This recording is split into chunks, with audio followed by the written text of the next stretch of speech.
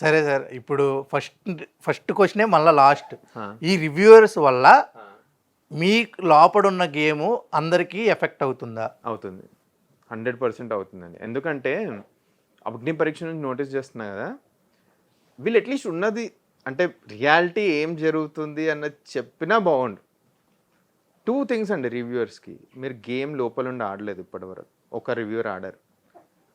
Secondly, మీరు game ఆడనప్పుడు, game అంటే it's just not మీరు చూసేటిది 4 లైక్ వాల్స్, ఫ్యామిలీ కనెక్షన్ లేదు, ఫోన్ కనెక్షన్, బయట ఏమవుతుందో తెలియదు, ఇన్ని క్యాల్కులేషన్స్ ఉంటాయి. మీరు ఇది ఆ సిచ్యువేషన్లో లేకుండా ఒక పర్సన్ని జడ్జ్ చేస్తున్నారు.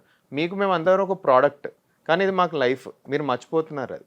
ఇది మర్చిపోయి నోటికి ఏది వస్తుంది మాట్లాడేసి మిమ్మల్ని వేల లక్షల మంది చూస్తున్నారు. ప్రోమో కన్నా వాళ్ళవే ఎక్కువ చూస్తున్నారు ఎగ్జాక్ట్లీ కదా. ప్రోమో కంటే ఎపిసోడ్ చూడని వాళ్ళు కూడా అరే చూస్తే అయిపోతుంది. మెయిన్ సినిమా చూడకుండా సినిమా రివ్యూ చెప్పే వాళ్ళకి ఎక్కువ చూస్తున్నారు. నేను ఆ కంపారిజన్ కూడా అంటలేనండి. ఇక్కడ ఏమవుతుందంటే సినిమాలు అనుకుందాం, సినిమాలు అట్లీస్ట్ ఇన్ని సినిమాలు చూసినాం కాబట్టి ప్లస్ మైనస్ తెలుస్తుంది.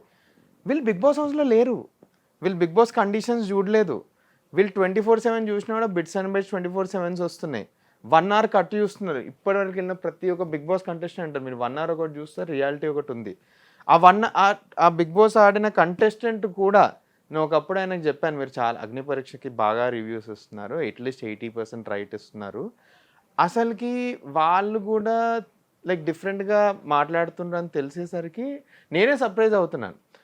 వీళ్ళ ఒపీనియన్ తీసుకొని జనాలు ఓట్లు వేస్తున్నారు. కానీ అది నాకు అంటే అక్కడ ఏం జరుగుతుంది అనేది అందరికన్నా ముందు వాళ్ళే చెప్తున్నారు, అదే రైట్ అవుతుంది. నేను ఒకటి ఏదో రివ్యూ చూసానండి, నాది నేను అనుకున్నా అరే నా మైండ్లో కూడా లేదు, ఇది నా మైండ్లో లేని కూడా లేదు, అరే ఇది చెప్పి జనాలు నమ్మిందని అనుకున్నారు అబ్బాయి అని. నేను ఇట్లా I was feeling funny about it. ఇదే లైక్ ఎవరైతే వీడియో చూస్తున్నారో లైక్ జనాలకు అంటున్నారు, రివ్యూవర్స్ కాదు. రియల్ సిచ్యువేషన్ అయితే అది కాదండి. రియల్ సిచ్యువేషన్ జమీన్ ఆస్మాన్ ఫరక్ చెప్తున్నా. మాకు ఏవేవో థాట్స్ ఉంటాయి లోపల. కొన్నిసార్లు మేమేమో ఆలోచించడం కూడా తెలుసు, ఉత్త కూర్చుంటాం అంతే. ఎందుకంటే బేజా ఫ్రై అయిపోతుంది ఆ ఇంట్లో, ఇంత లొల్లులు ఇవే కదా. సొంత ఉత్త కూర్చొని ఇట్లా పీస్ ఆఫ్ మైండ్ ఉందాం అనుకుంటాం.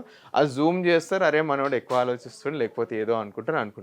ఏం లేదు అక్కడ. ఫైనల్గా వాట్ నెక్స్ట్ అంటే, మీరు బిగ్ బాస్ అయిపోయింది, వాట్ నెక్స్ట్ అంటే ఏంటి? వాట్ నెక్స్టా? సో నేను మొత్తం స్టార్టప్స్లోనే ఉండే అండ్ ఫస్ట్ టైం డిఫరెంట్ ఇండస్ట్రీకి వచ్చిన. నేను ఇండస్ట్రీ అంటే లైక్ ఈ entertainment industry and reality game shows మీద ఫోకస్ చేయడానికి ఒక రీజన్ ఉండే, లైక్ కొంచెం రీసెర్చ్ చేస్తుండే ఈ సెగ్మెంట్ మీద.